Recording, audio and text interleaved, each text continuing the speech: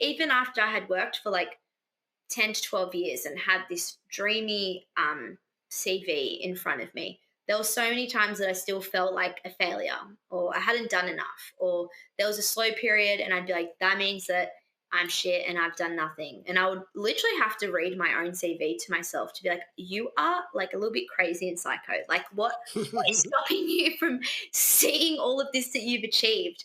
And that's what got me into mindset. And now I teach from the point of like, let them see their greatness so much earlier on. Let them understand that these slow moments are okay. Let them navigate the wobbles. Let them understand rejection.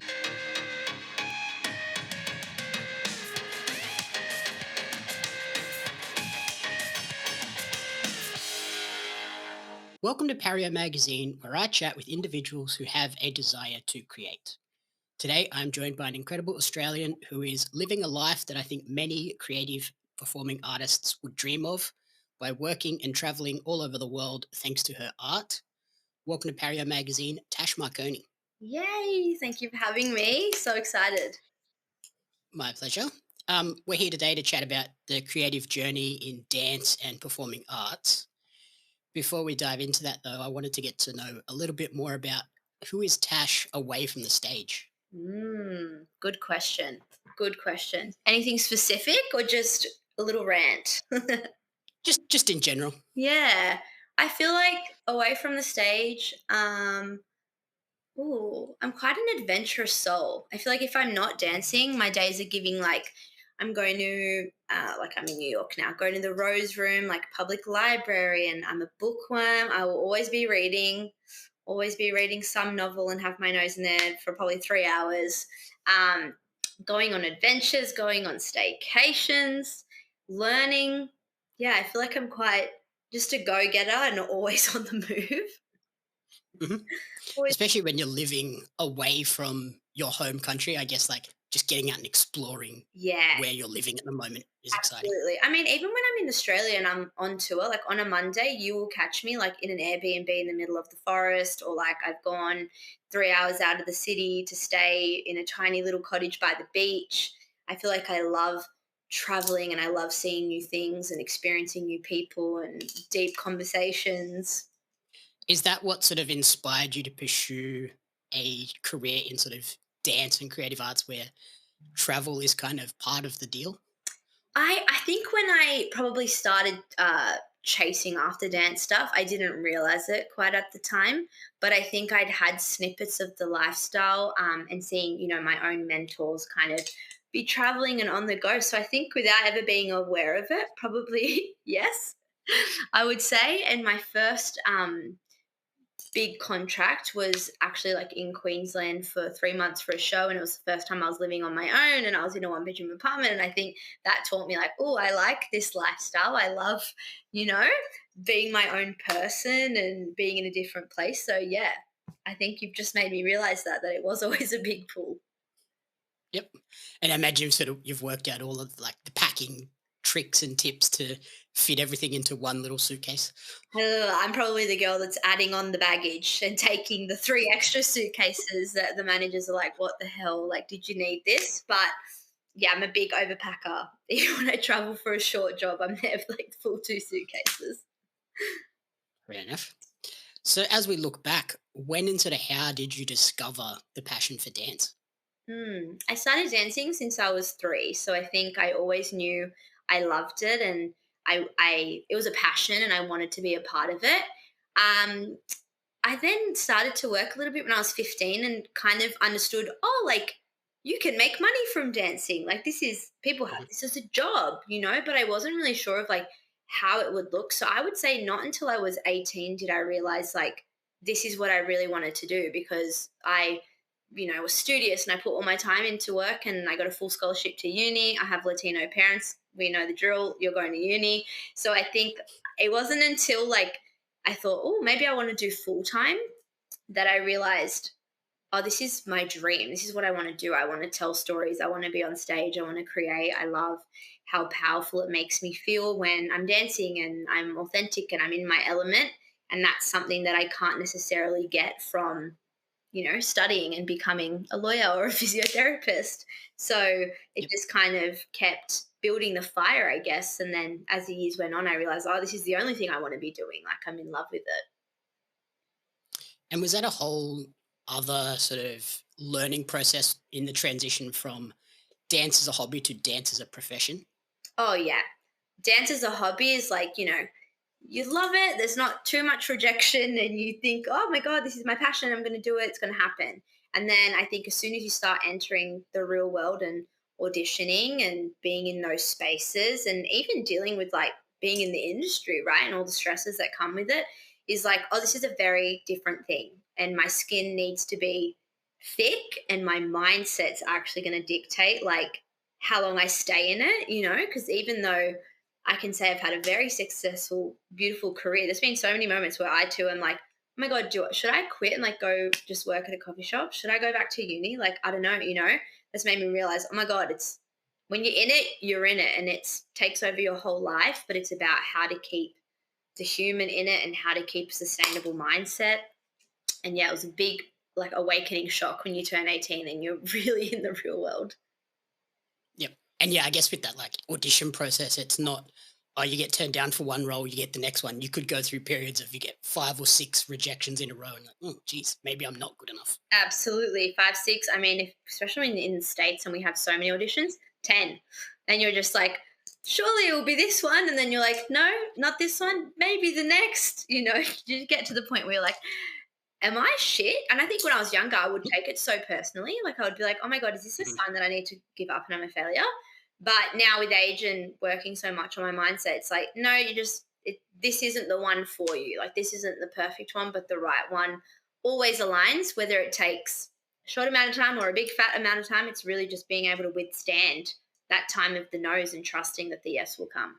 Is that like the biggest piece of advice you have for aspiring dancers? It's like just don't take it personally. Yeah, I mean, the earlier I feel like that they can understand that there's so much more in the puzzle. It's not just like, yeah, we need 4 great dancers. And if you're the best in the room, that means you're great. I think sometimes we think so black and white, but there's always so many moving puzzle pieces that have to be put together. Even on a commercial job, it's like, okay, the artist is this kind of person and artist, and for that performance they're creating this type of world, which means we need this type of person. And sometimes that comes into body type, hair color, height, strategic input, creativity, face. Like, there's so many things that it's not always just about talent. And then musicals, it's a whole nother world. It's even more so like, okay, but it's a recast, so they need to be this exact height with this shoe size to fit that costume. Mhm. Also understudy these 2 roles, but not those 2 roles, just these. Or like, there's so much. And I think now that I get to be on the panel and see that, I'm just like, oh my God, yeah, I wish I knew this even younger, that it's like really not about you. There's so many moving parts. And you're now approaching 2 decades as a professional. How special is that milestone for you? Crazy. Crazy. I think because like I hear that number and I'm like, oh my God, am I really old? Like I can't even imagine like thinking I've been in the job for almost 20 years, but it is wild. I think it's wild because life moves so fast. So obviously when we're in a season of life, it's so easy to like just look at this section, right? Like I'm probably look at the last 3 years in my career. And sometimes I have to stop and be like, no, like, babes, you started like when you were 15. You know what I mean? What about all those years when you were 18? They feel like another person all life that had them. And I can't even imagine, in another 20 years when I've been doing this for like 40 years, what like that will be actually insane. And over the years, you've performed in a range of theatrical shows, films, TV, and alongside some huge musical acts. Looking back, is there like one particular role where you feel like that was the catalyst for this entire journey to really take off? Hmm. I I would say probably booking my first musical, because I think for me I was such a like dancer, dance heavy, and obviously had started working like, on X Factor and that commercial stuff quite young, so I always knew I could do that or that would be my thing. But I think when I booked my first musical, because I had gone through a lot of no's before that moment, like I literally think I had auditioned for maybe almost 10 and gotten constant no's or like right to the end and then no, that I was like, this is not for me. I'm never going to book a show. I'm just meant to be a commercial dancer. And that Mhm. same week, I booked Grease and Wicked both in the same week. It was a very big like week as a performer to be like, oh, okay, shit, maybe I can do musicals and maybe I can be here. And I ended up taking Grease, which I ended up understudying Cha Cha and Patty. And that's when I probably realized, like, oh, I actually also love acting and I love theater and I also love commercials. So maybe I can love them all and I can love them all simultaneously. And like, what does that look like? I think that role really changed my idea of like what I wanted in my career. Yeah, that kind of diversifying and making yourself more valuable across the board. You're not Yeah. just the Tash the dancer. Yeah, yeah, which was crazy at first. Like I always tell my students the first time I had to sound check and like sing on stage for Grace, I cried. Like I was that girl. Being like, but I'm just a dancer. And they're like, well, babe, you're in a musical, so you better start singing. Like now you gotta do it with the mic and in front of everybody. And that was like such a big thing to be like, okay, let me accept that and enjoy it and love it. Is that another big piece of advice you have for aspiring dancers and performers to make yourself valuable across the board? Don't just pigeonhole yourself into one role. Yeah, I think so. I think like it really depends on the artist because some people do like just like they have that one thing that they're obsessed with, that they're phenomenal at, that they want to make their brand, that one thing. So I wouldn't say like you can't do it that way. But in my experience, I've found the more skills that I have to add to like my toolbox, the more employable I've been. Even, the first thing that goes out the door is like ballet. And I always say to my students, like, but I booked The Great Gatsby as a point dancer, and I booked multiple performances being on point. Even Wicked, my track was on point. It's like you have to keep doing it, and if it's in your toolbox, like keep it there because one day someone's going to ask you to tap, one day someone's asked you to sing, one day that monologue you thought that meant nothing will come back in, and you'll be auditioning for a TV series to have a supporting role. Like you never know. So the more that you've got to add to yourself as an artist, absolutely, it opens so many more doors than you think. And then you've sort of transitioned to backstage roles and teaching roles as well. How has that process been? Yeah. Really cool. I never thought like I would want to go into choreography and assisting, and even now, yeah, like teaching has been incredible to build over here too. But my first moment of it, I was pretty much just thrown into the deep end. I went to LA. I just moved there, and Carl Hanagami, like an amazing choreographer, was like, "I want you to assist me on a job." Casually, it was for Lip Sync Battle, like first season Lip Sync Battle Shorty's pilot with Nappy Tabs, who's like massive creative director, choreographer, all the things. And I was so naive. Like I literally was like 20, 23, and I was like, what is even happening here? And very quickly had to like learn all of the skills. Like I had to learn how to run a rehearsal room. I had to learn how to film the content, create a Dropbox. Didn't even know what that was at that time. Like how to send it, talk to production, talk to wardrobe. Like I had to learn really quickly. But I did realize in that moment, like, my brain is very good at doing multiple things at once. And I remember Tabitha from Nappy Tabs being like, that brain's going to make you a lot of money one day. Like, you're very, very quick. And then I was like, now that I've done that role a lot, I'm like, oh yeah, I love this. I love having to use my brain and like being pushed to the edge. And now I've been, associated on TV shows and musicals and artist performances. And yeah, really cool. And I imagine that sort of fed back into your own performance and helped on that side now that you've seen the other side of the picture. Absolutely. And I think seeing like artists from the other side of the picture too makes me a better performer, right? Of like, oh yeah, like that's an important skill that I should learn. Or like now I know how to communicate with people better. Or now I learn how to come up with a solution in that sort of area if I was the artist dealing with that. It's been beautiful and then made me in turn a better teacher and a better educator, I think. And that's why, I feel very blessed to be able to teach all over the world and here in New York now because I get to bring all of that I learned now into the classroom. So it's not just about dance. I'm very much like talking about what it's like to be on a job and what people are looking for on the panel and what can help you here and how to build yourself into an artist. So I think it's all just like wrapped beautifully into one. That sort of then leads me to the mentorship program, the method. What inspired the launch of that? So the method actually started as something called cadencia, like a more so intensive program when I was 24 going through my first like ACL injury, and I wanted something to just focus on mindset and teach young women how to build unstoppable mindsets and goals and love themselves and work holistically. It started probably from that and then grew. And then I always, I don't know, it's kind of weird, but since I was little, I always wanted to be like a motivational speaker and a counselor, like just probably more than dance when I was younger. And then, yeah, probably like 4 years ago, I decided I wanted to really see what it could become. And I got accredited as an NLP coach and kind of just started out of nowhere. I was like, would people be interested in like coaching? Like, I feel like I coach people and mentor so much in my classes. What if I built a system where I could do it more on a personalized level? Because every student is so different in what they want, how they need to hear it, what they need to work on. I wonder if I create a space like that. And honestly, it just started randomly. And then I realized this is actually something that's so needed and it was creating such beautiful results in the women that, yeah, now it's been a full 2 years that I've owned the method and it's become more than I ever imagined. And I love it so much. And you sort of mentioned it started during recovery from your own ACL injury. Was it kind of maybe a little bit self-motivated where you wanted to just kind of get your own mindset straight? Yeah, I think absolutely. And I learned during that recovery like how important mindset was.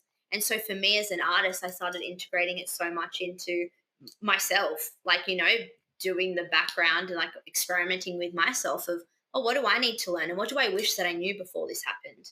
And how can I have more vulnerability and grace and compassion for myself? And then I just like, let me turn this into a program. It was way more like soft and fluff when it first started because I think it was very like I'm just like trying to build this and I just want people to love themselves. And now it's turned into Mhm. more of like a mixture of that with like high performance mindset and then, artistry and the industry and all of the things. But yeah, crazy.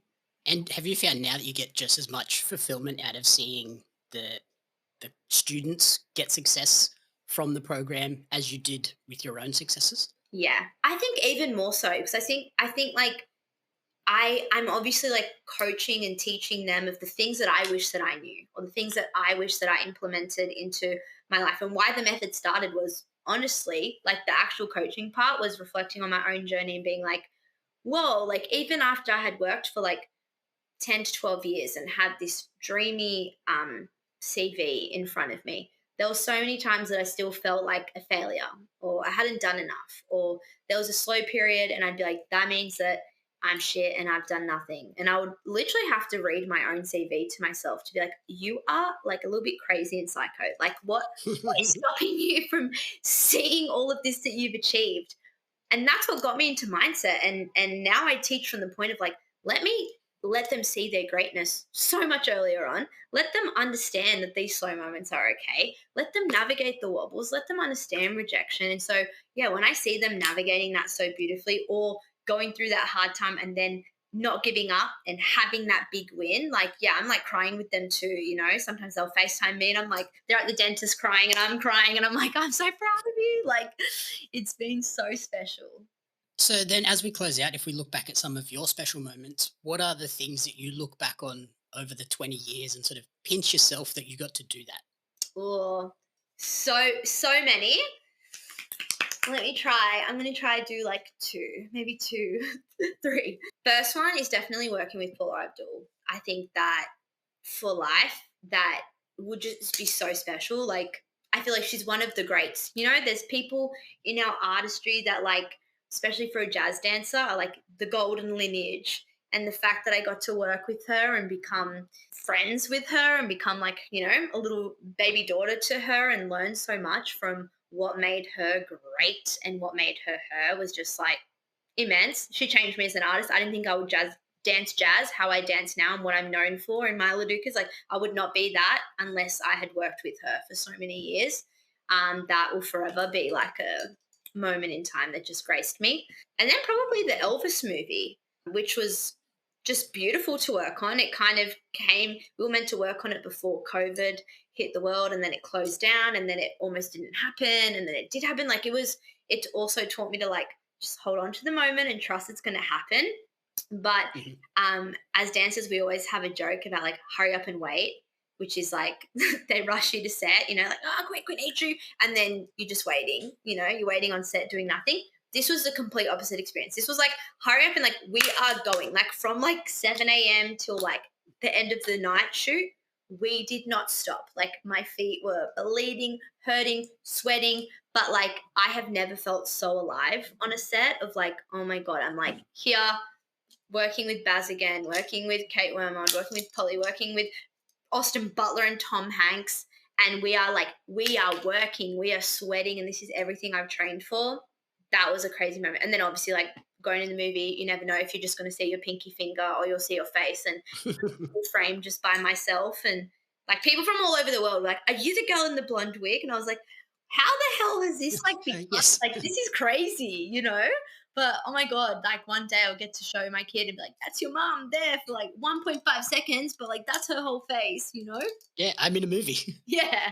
So as we close out, then if we look to the future, is there anything exciting over the horizon to close out the year? Yeah. I mean, I've just moved to New York about a month ago. So been stepping into my first like Broadway auditions, which has been absolutely wild. And nothing as of yet, but I'm in the room doing the work, and I'm really excited to make my Broadway debut. I don't know when it's going to happen or how it's going to happen, but I believe in it and I'm excited for it, and that's my next really big goal. That I feel like that's one of the like you have your list of your career dreams. Like I'm very grateful I've ticked most of them off, but that's like right at the top, and like I will literally lose myself when I tick that off. Yeah, like you've done TV, you've done movies. Yeah, Broadway's like the last big thing in the States, unless you want to do like a Vegas show as well. yeah. I did a Vegas show with Paula. Yeah, got to Ah, start off a little okay, so you've done that too. Yeah, I probably would say like I would love to go to Europe with an artist, Europe or South America, because like obviously my heritage is in South America. If I got to go there with an artist, that's like huge. That's a big dream. And Broadway, those are the two left that I'm like, come on, universe, like let's just tick those boxes. Oh, at least now with the positive mindset, you can achieve anything really. Yeah, absolutely. And enjoy the journey. I feel like that's what's been so nice, like actually enjoying the journey in the room and all the things instead of just wondering when. So finally, where is the best place for people to support you and track your creative journey moving forward? They can follow me at Tash Marconi on Instagram and TikTok, where I just do all my random rants. And then The Method by Tash on Instagram for coaching, or if anyone wants to get in touch and kind of know more about how we can work together and do all the things. Perfect. Alrighty, thank you so much for taking the time and good luck, and we'll hopefully see you on a Broadway stage shortly. Thank you so much for having me.